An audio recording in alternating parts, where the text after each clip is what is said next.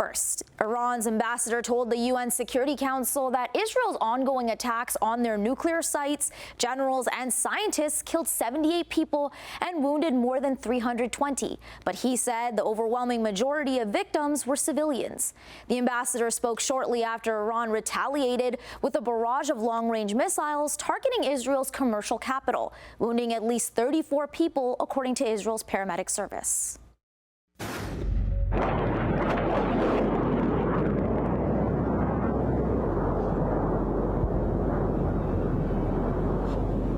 Air raid sirens and the rumble of explosions were heard across Israel following an Iranian missile attack on the country.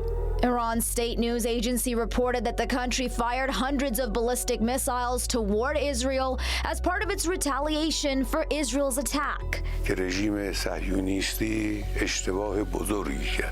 Iran's supreme leader said in a statement that Israel initiated a war and that it will not be allowed to do hit-and-run attacks without grave consequences.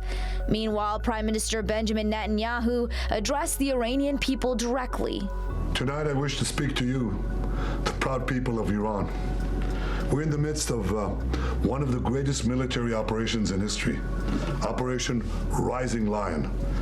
The Islamic regime, which has oppressed you for nearly 50 years, threatens to destroy my country, the State of Israel. The objective of Israel's military operation is to remove this threat, both the nuclear threat and the ballistic missile threat to Israel.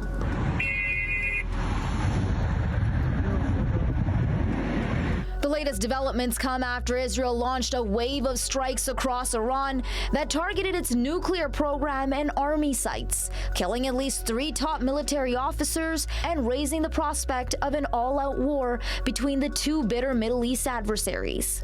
The danger here is enormous. A lot depends on whether or not Iran is going to be careful to keep this between them and Israel. If they decide to retaliate against American targets or against Arab targets that they see as friendly to Israel and the United States, we're talking about a regional war. The greater danger, I think, is that even if they do keep it confined to Israel, there are many, many Americans. There are about 700,000 Americans in Israel. The strikes came amid simmering tensions over Iran's rapidly advancing nuclear program. Earlier today, leaders around the world were urging calm, including Canada's Foreign Affairs Minister Anita Anand, who called for de-escalation. Meanwhile, U.S. President Donald Trump suggested that Iran had brought the attack on itself by resisting a U.S. ultimatum in talks to restrict its nuclear program. But Washington said it had no part in the operation.